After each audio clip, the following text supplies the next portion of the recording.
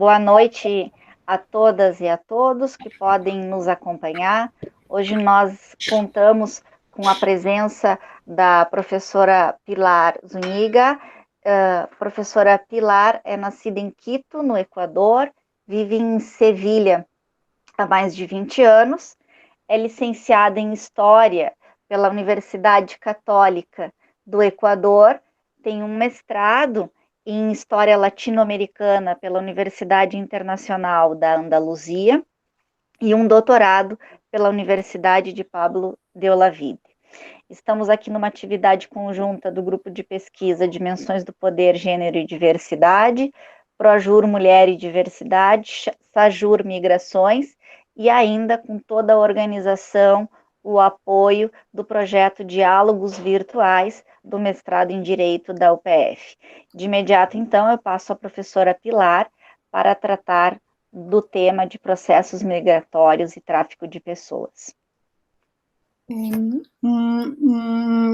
Quiero agradecer en primer lugar a todos ustedes por la invitación, sobre todo a la profesora Josiani, a todos quienes nos han podido acompañar esta noche, a los profesores, a los alumnos, estudiantes, por el interés en el tema. Creo que es importante hablar de estos asuntos que involucran la dignidad humana para procurar transformar y enfrentar los procesos de exploración de los seres humanos.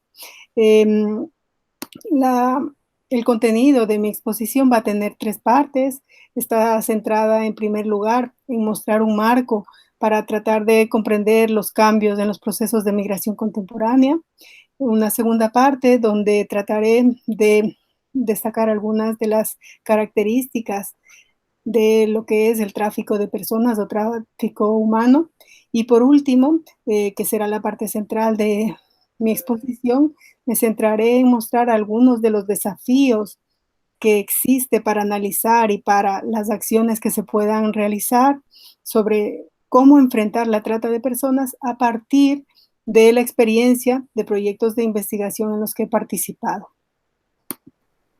En primer lugar, mostrar y señalar desde dónde yo estoy hablando. Entonces, en este sentido, decir que he participado en distintos proyectos de investigación de carácter universitario, realizados desde la Universidad Pablo de Olavide de Sevilla entre 2009 y 2019, con financiamiento público. Son proyectos de pesquisa, de investigación e intervención en Costa Rica, Colombia, Marruecos y España. El último proyecto lo hemos trabajado entre 2016 y 2019 y aquí abajo he puesto algunos de las capas de los libros que se han publicado y estos 2 últimos de la derecha ustedes pueden acceder gratuitamente. Bueno, a partir de esa experiencia entonces abordo el primer punto que está centrado en tratar de mostrar un marco amplio para comprender cuáles serían las características que diferencian los procesos de migración contemporánea de procesos anteriores de movilidad humana. ¿Esto por qué es importante? En primer lugar, es importante hablar de procesos porque no solo son actos individuales o colectivos separados de migración e inmigración, sino que están en un marco. Y algunas de sus características, sobre todo a partir de la década de 1980, cuando se incrementan los procesos y dinámicas de intercambio por el gran aumento de flujos migratorios, pero también de comunicación, en un contexto de globalización, pues hay una transformación de esas dinámicas, de cómo hasta ese momento se estaban dando que la gente iba de un lado a otro, las rutas migratorias, los flujos migratorios.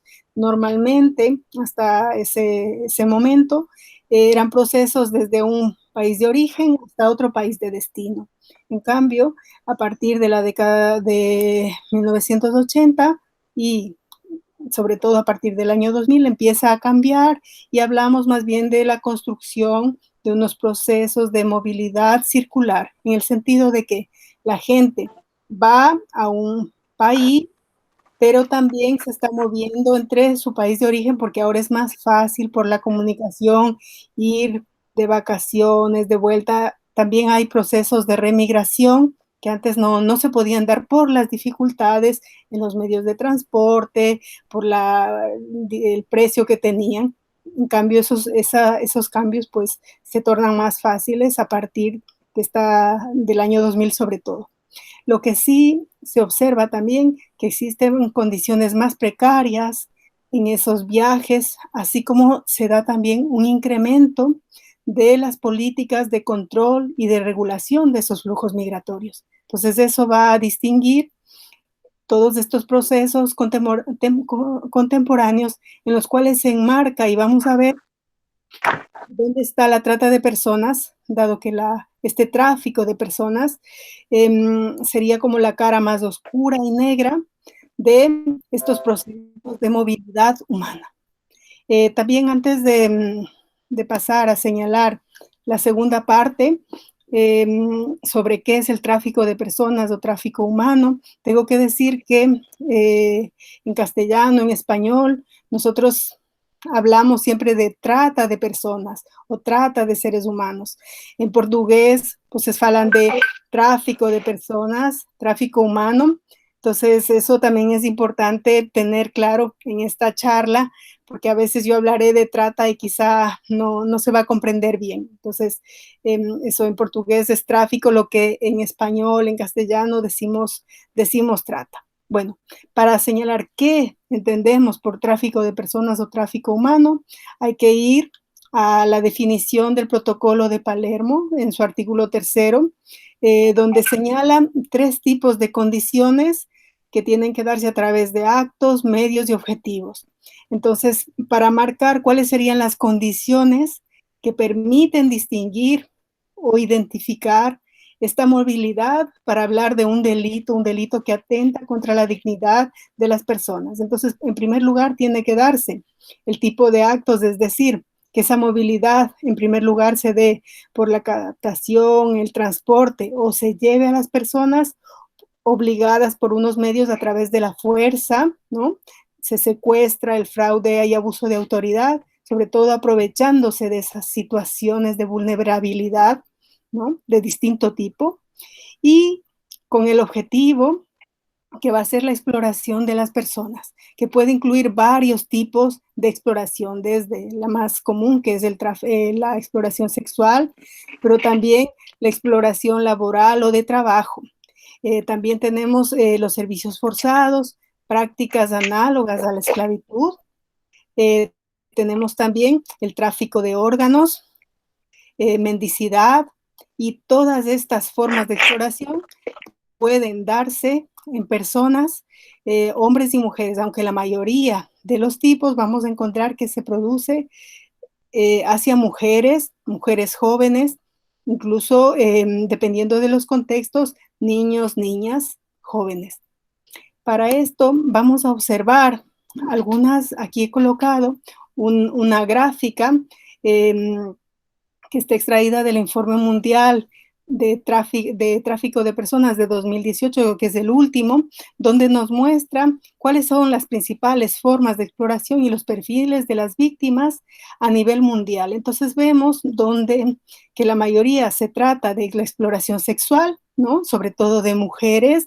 Luego tenemos otras formas de explotación, como puede ser también el trabajo forzado, otras formas sobre todo dependiendo de las zonas del mundo, de los continentes donde está, pues encontramos tipos específicos de esta formas de explotar el ser humano. Y llama la atención, por ejemplo, que en el este o en los países asiáticos, por ejemplo, hay más exploración de mujeres, de niñas, a diferencia también de lo que sucede en las zonas de América, ¿no? Aunque en América Central, el Caribe, ahí sí encontramos casos de exploración de meninos, meninas, ¿no? Por el turismo sexual. Entonces nos estamos encontrando con un tipo de delitos que van a atentar contra la dignidad de las personas de distinto tipo.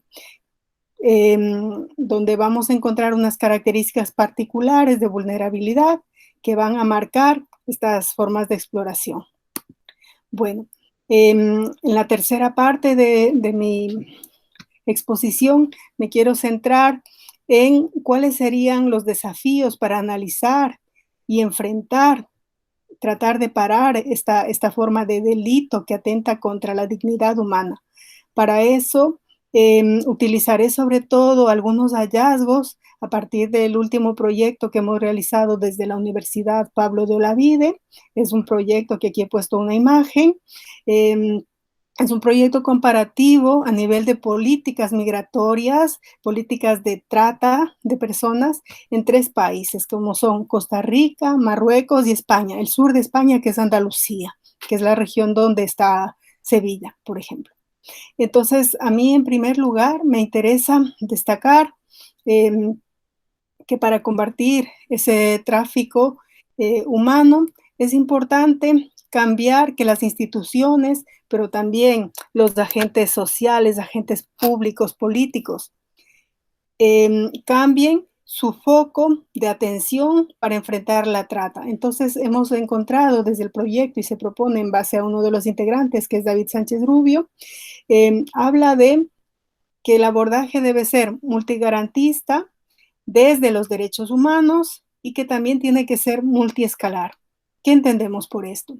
Que ese abordaje multigarantista de derechos humanos tiene que ser el centro en el sentido de que es importante no solamente situarnos en el plano de los derechos que son conculcados, a los que se atenta y a los que tratan de responder las acciones jurídicas, todos los procesos judiciales para perseguir el delito, sino que hay otras formas y hay necesidad de otras maneras de garantizar esos procesos migratorios para que no queden y se conviertan en procesos de explotación humana, ¿no?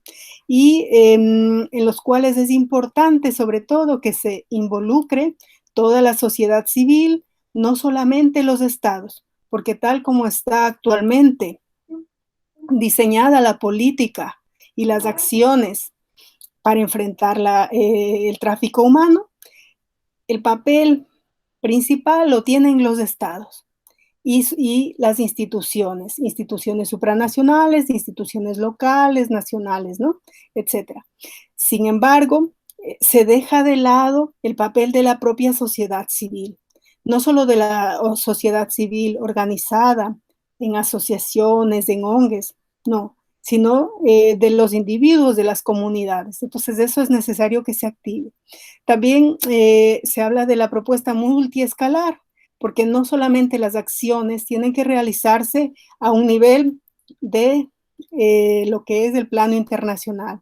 Normalmente se entiende cuando se habla de tráfico de personas como si se refiriera solamente al tráfico internacional, pero no se deja de ver, por ejemplo, que hay también tráfico de personas a nivel interno de los países.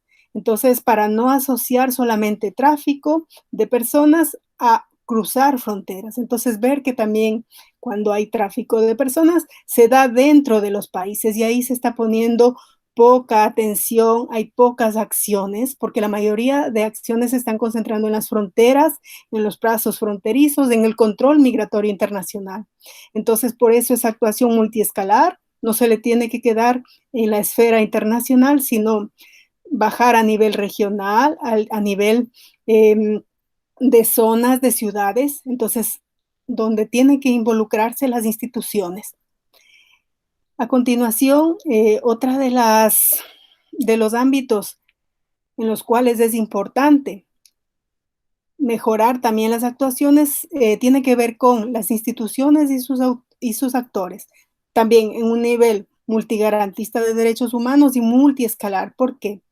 Porque estamos diciendo, por ejemplo, a partir de los hallazgos que hemos encontrado de las instituciones, ¿no? A partir del proyecto que hemos realizado, nos hemos encontrado con 4 espacios de acción y hemos clasificado a las entidades, a las instituciones que están involucradas directamente en enfrentar al tráfico. Entonces tenemos, por un lado, que están todo lo que serían las instituciones públicas, normalmente de gobiernos, de instituciones locales, apoyadas por las instituciones supranacionales, como pueden ser la OIM, la Organización Mundial de las Migraciones, las propias Naciones Unidas, la propia agencia especializada en combatir el tráfico, la droga y el delito, donde está el tráfico humano.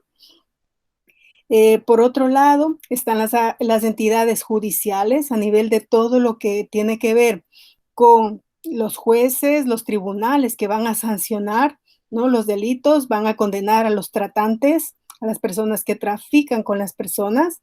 Por otra instancia importante que son los cuerpos y fuerzas de seguridad del Estado, es decir, la fuerza pública, la policía, que está encargada de perseguir esos delitos. Y por último, el ámbito que involucra a las ONGs, a las asociaciones y muchas veces una parte importante de organizaciones religiosas, que son básicamente los que se encargan de atender a las víctimas.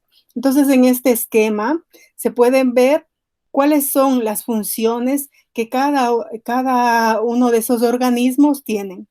Y la propuesta sería que esas acciones necesitan coordinarse más y mejor para para que no sigan desvinculadas y cada cual haciendo o cumpliendo su propio papel. En este caso, por ejemplo, las ONGs, la atención de las víctimas al comparar las políticas sobre trata de personas en Marruecos, en Costa Rica y aquí en España, en el sur de España, toda la atención de víctimas está concentrada en ONGs, la mayoría.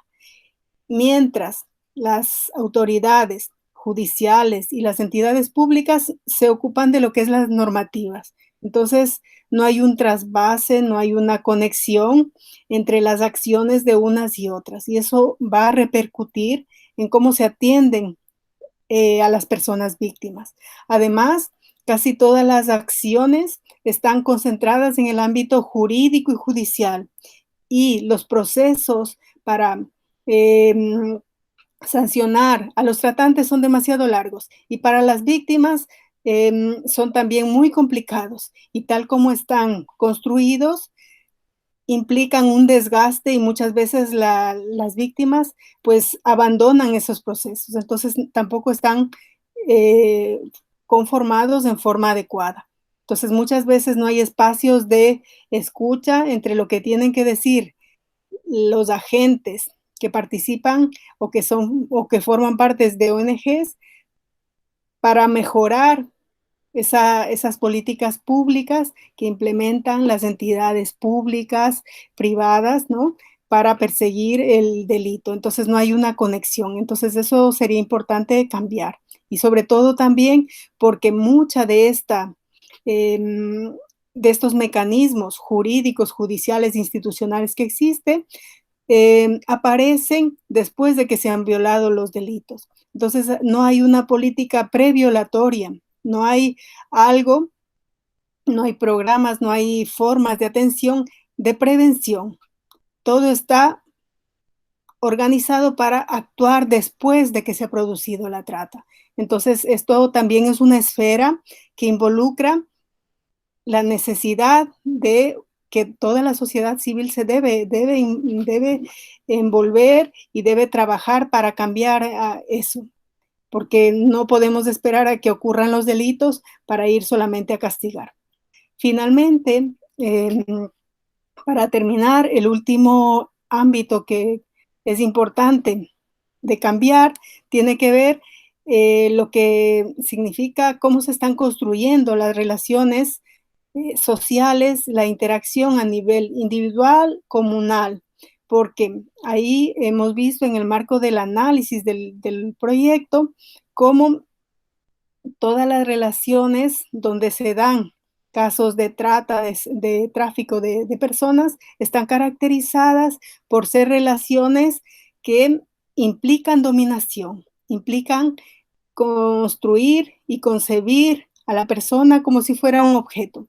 Entonces tampoco hay acciones individuales, ¿no?, para transformar eso.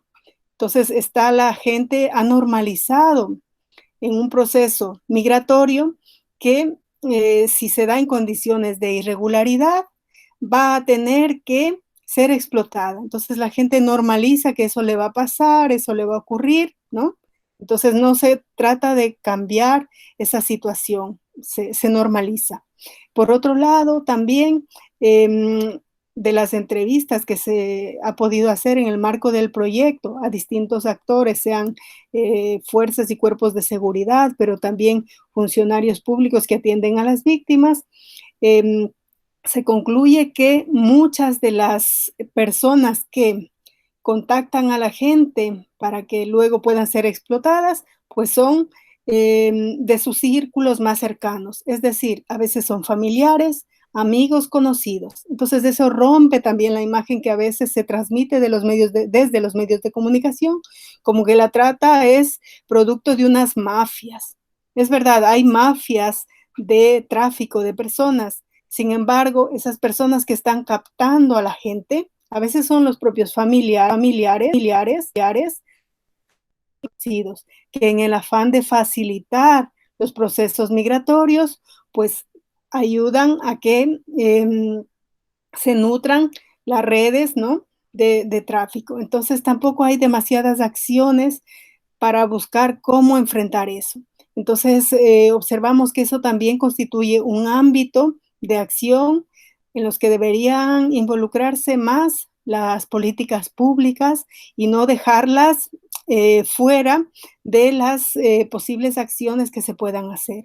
Finalmente, también hay que decir que todos estos retos siempre se encuentran con la barrera de los recursos. La mayoría de los recursos solamente se dan para las posibles víctimas de la trata, pero cuando han terminado todo el recorrido del proceso legal. Y a veces esos recursos son insuficientes en la mayoría de los casos. También los recursos son insuficientes para atender, para los programas de atención a víctimas. Entonces hay una falta de recursos públicos, ¿no? Para todos esos programas, son insuficientes. Entonces eso también constituye una barrera que limita las acciones que puedan hacer los organismos que están atendiendo a las víctimas, pero también que están enfrentando, pues tratando de cortar las redes que hay de tráfico y trata. Para concluir, me gustaría simplemente señalar que también en el proyecto hicimos algo de investigación a nivel universitario, entonces observamos que el tráfico de personas a veces es un ámbito desconocido por parte de los estudiantes universitarios, futuros profesionales, sobre todo en el ámbito del derecho, pero también trabajadores sociales, investigadores sociales, ¿no?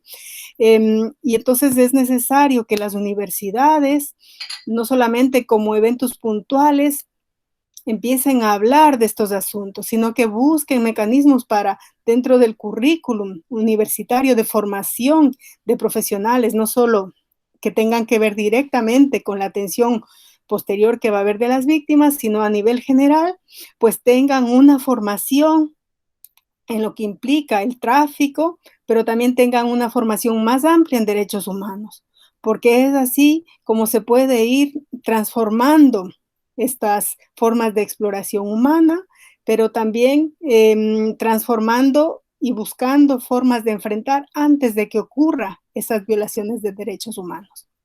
Bueno, hasta aquí mi presentación. Les agradezco mucho por la atención y quedo atenta si hay alguna pregunta, hay alguna duda que pueda contestar. Gracias. Graças, Pilar. Muito obrigada pela apresentação. Vou passar imediatamente a palavra para a professora Patrícia.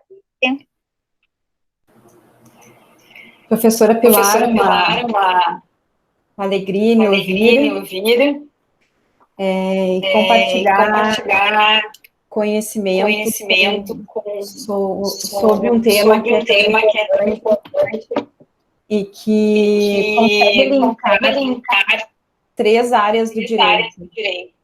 direito penal, proteção dos direitos humanos e o direito internacional para regular o tráfico em âmbito internacional.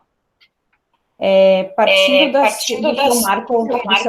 seu marco legal, que foi o Protocolo de Palermo de 2000, o Brasil ratifica, então, esse protocolo em 2004.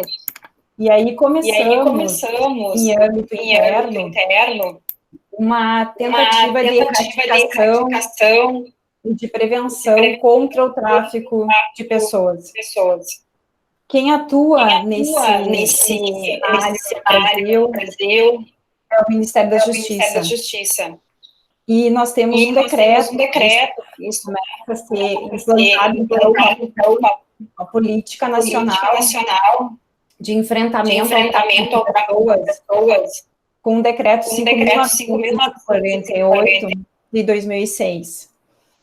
E em seguida, 10 anos depois apenas, nós temos uma lei, que é a Lei do Tráfico de Pessoas, a Lei 13.344, 10 anos após, 12 anos após a ratificação do Protocolo de Palermo.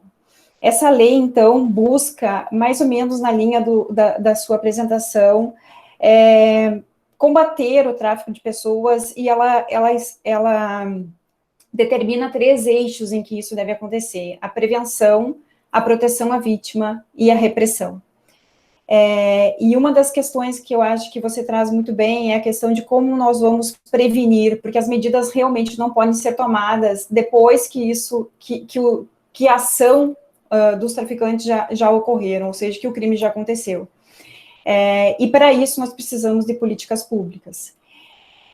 Pós a lei de 2016, que traz esses 3 eixos, então, em relação ao tráfico de pessoas, nós temos um novo dispositivo também, uma nova lei, que é a Lei de Imigração, em 2017, 13.445, que traz um novo olhar na questão da imigração dentro do Brasil. Ou seja, nós trocamos o caráter securitário que nós tínhamos anteriormente para entrar num caráter, numa proteção de direitos humanos, e em relação ao migrante, principalmente ao migrante voluntário. Desde 2000, o Ministério da Justiça nos aponta, então, que quase 2.000 brasileiros foram vítimas de tráfico de pessoas. As maiores vítimas do tráfico de pessoas no Brasil são as mulheres, principalmente quando se fala em exploração sexual. Em 2016, das 173 pessoas que foram traficadas com esse âmbito de exploração sexual, 122 eram mulheres. E aí nós percebemos, então, que existe, sim, uma vulnerabilidade em relação a esse tipo, ao tráfico de pessoas em relação às mulheres. Essa questão do processo também migratório contemporâneo, ele também liga a questão das mulheres, ou seja, as mulheres também estão sendo traficadas, mas eu acho que você traz um dado muito importante, que é a questão do tráfico interno. Nós não podemos considerar que esse tráfico acontece apenas para fora do Brasil. É verdade, temos estatísticas que isso acontece. O Brasil vem buscando trabalhar com a polícia de fronteira, com uma política de prevenção aduaneira em relação à polícia migratória, mas o tráfico de mulheres também pode, né, e vem acontecendo do sul para o norte, do norte para o sul, do centro-oeste, e esses dados é um dado que nós não temos muito concreto dentro do Brasil, e aí eu acho que tem um campo exploratório bem interessante que a tua pesquisa também pode contribuir para que a gente explore isso dentro do Brasil.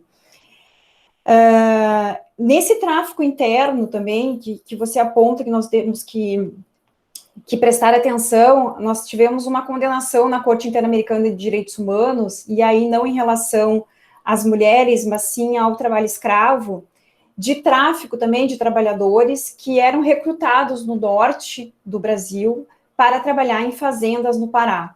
E aí o Brasil foi condenado pelo tráfico e pelo aliciamento dessas pessoas, de 128 trabalhadores que foram encontrados numa fazenda chamada Fazenda Brasil Verde, em Sapucaia, no interior do Pará. É uma questão importante a gente relacionar, na minha opinião, e também gostaria de lhe ouvir falar um pouco sobre isso também, a questão, como a gente faz essa relação entre o tráfico de escravo contemporâneo e o tráfico de pessoas para fim de exploração, tanto laboral quanto uma questão de exploração sexual. Ou seja, são dois conceitos que hoje estão interligados e que nós não conseguimos, e que é importante nós levarmos em consideração que o tráfico de pessoas, consequentemente, e isso é uma constatação, ele se tornará um trabalhador escravo. Ou seja, as pessoas estão sendo traficadas para depois serem submetidas a condições análogas a de escravo. Eu gostaria, então, a minha contribuição é breve, até porque a nossa intenção é muito mais lhe ouvir. Eu gostaria de saber se dentro dessas suas pesquisas houve essa abordagem, essa relação em relação ao tráfico de pessoas e com relação ao trabalho escravo. Muito obrigada.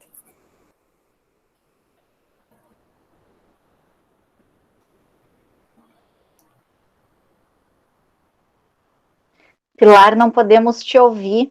Acho que o microfone está fechado. Aquí, sí, disculpe. Gracias, Patricia, por la fala y también por la pregunta. En la investigación que hemos realizado, sí se observa cómo al final es el trabajo forzado el fondo de la cuestión sobre el que se da muchas de las situaciones de trata, incluso la que es más común y mayoritaria, como es la exploración sexual. En definitiva, también es una forma que se está dando normalizada de trabajo sexual, aunque obviamente no está reconocida como tal.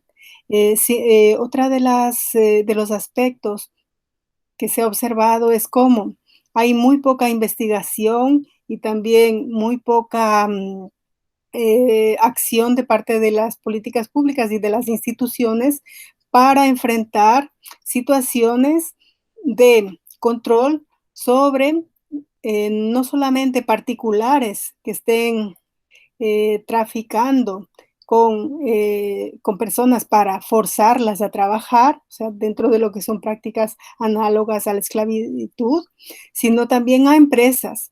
Entonces hay muy pocos mecanismos, programas para hacer control sobre esas formas de exploración. La mayoría de las situaciones de trabajo forzado, por ejemplo, en Costa Rica, estaban ligadas a veces lo que es la maquila, ¿no? En situaciones de trabajo forzado relacionado con el tema textil, pero también con el tema agrícola. Aquí en España, en el sur de España, en Andalucía, en dos zonas que se ocupan de la agricultura, con predominio agrícola, el trabajo forzado que a veces se hace, donde se ha detectado algunos casos, pero todavía donde hace falta más investigación es ligada a los cultivos intensivos en la zona de Almería, en la zona de Huelva, sobre todo personas de origen africano que llegan como mano de obra, ¿no? Para trabajar ahí. Sin embargo, también hay dificultad por determinar aquellos casos que son y corresponden al tráfico forzado laboral de aquellas que solamente significa explotación laboral. ¿Por qué? De acuerdo a las normativas internacionales y de la Convención de Palermo, dice que tiene que haber desde el inicio procesos, ¿no? Desde la movilización forzada, desde el viaje, Sin embargo, muchos de esos trabajadores, por ejemplo, en campos agrícolas de invernadero o de otro tipo de zonas de cultivo, no han sido exploradas por las mismas personas que iniciaron el viaje, sino por otras personas. Entonces hay mecanismos, hay prácticas en las cuales no se da esa continuidad que de alguna manera está tipificado en la Declaración de Palermo. Entonces eso hace difícil luego que un caso de trabajo forzado, ¿eh? sea considerado tráfico de personas, ¿no? Por los tribunales, porque no ha habido esa continuidad de la exploración. Entonces eso también llama la atención, sobre todo a los jueces, ¿no? A los fiscales, a los funcionarios policías que están encargados de perseguir el delito por la dificultad que tienen poder probar ese tipo de delitos y poder decir que eso es un caso de trata de personas, de tráfico de personas. Entonces es una dificultad que ya está marcada desde las normativas y que no se ajusta a la realidad. Y eso hace difícil también que se pueda controlar ese tipo de delitos. Obviamente, porque tampoco a veces hay interés político por enfrentar eso, dado que la gente que trabaja y es captada en estas condiciones laborales, pues al final está trabajando sin contratos legales, tampoco está contribuyendo a que pueda luego pagar impuestos y se están beneficiando pues los dueños, los patrones, las grandes empresas. Eso entonces sería un poco algunas de las dificultades que se han encontrado. Obrigada, professora Pilar, professora Patrícia, né, pela conexão com a nossa realidade brasileira. E em outra oportunidade, certamente vamos falar também, né, sobre esse tráfico sexual interno, onde Passo Fundo acaba recebendo, né, uma demanda, possui um fluxo muito intenso, né, de transexuais e travestis que são trazidos para cá, ludibriados, né, recebem um canto da sereia ali, vêm, né, e as promessas não são cumpridas, e a partir dali o que se observa é a exploração, né, assim como em Caxias do Sul, né, uma suposta pousada também era um espaço de retenção, né, de mulheres mantidas em situação de trabalho escravo sexual. Então, é uma realidade interna e não só internacional, mas a partir de uma consolidação, né, patriarcalista, né, heteropatriarcal, capitalista, as coisas se mantêm e, como disse a Pilar, são normalizadas, né? A gente parte do pressuposto de que quem é migrante pode trabalhar mais, pode fazer mais, e quando existe a ilegalidade, é toda a pressão e a aceitação, né, dessa exploração laboral, né?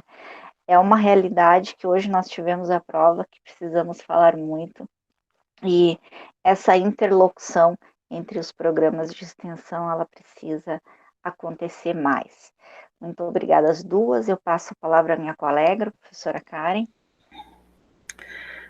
Concordo, Josi, é um tema interessantíssimo, né, e que perpassa muitas áreas do direito, como a Patrícia falou, né, e eu também concordo que dá para se discutir dentro dessa temática questões que envolvem pobreza e questões que envolvem uma das maiores indústrias do mundo hoje, né, em termos de produção, que é a indústria têxtil, né, onde a isso está vinculado grandes magazines, né, e lojas de roupas que nós todos conhecemos, né, e que hoje são produtoras mundiais, né, e justamente está vinculado a esse tráfico de pessoas, está vinculada a essa questão dos processos migratórios e com condições análogas, né, às de escravo.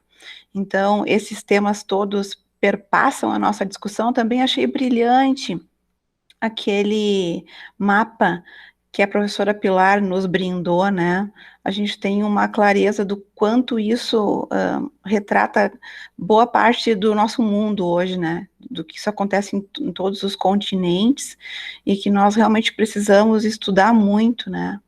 É algo que está muito ligado ao nosso modo de viver hoje, né? Da nossa sociedade, a do século XXI, né? Bom, eu só tenho a agradecer, né, por ter estado aqui com vocês. Brilhante, professora doutora Pilar. Parabéns pelo teu trabalho, né, e que possa nos brindar mais vezes com a tua fala, que realmente repercute muito, né, na nossa realidade hoje. Também quero agradecer a professora Josi, Projur Mulher e Diversidade, a professora Patrícia, do Sajur Migrações, professor Liton, do nosso mestrado, e também aos nossos bolsistas aqui presentes nesse momento, né, que deram suporte, a Vitória, Luiz Ângelo e a Ari, né, a Ariane, os nossos 3 bolsistas do mestrado. Gostaria de agradecer todo esse apoio que nós estamos tendo de vocês nesse período que vivemos de pandemia, com os nossos diálogos virtuais. Especialmente a professora Pilar, um agradecimento muito especial pela sua conferência. Boa noite a todos. Muito obrigado a vocês y gracias por esta oportunidad.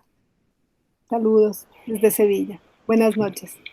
Boa noite. Obrigada, Pilar. Obrigada a todos. Obrigada, Karen, pela oportunidade, por estar aqui, discutir com vocês esse tema tão importante, que se conecta diretamente, Karen, com a economia, com certeza, né? Não há como não vincular toda a relação econômica em relação ao tráfico, alguém ganha com isso, o sistema capitalista ganha com isso, e o trabalho escravo. Exatamente. Olha que conexão legal que nós fizemos hoje. Verdade, muito bacana. Realmente, né? Conseguimos aliançar e associar todos os nossos programas, e isso só demonstra o quanto nós precisamos trabalhar mais, né, juntas. Muito obrigada e boa noite a todos, pessoal do mestrado, muito obrigada. Boa noite. Boa noite.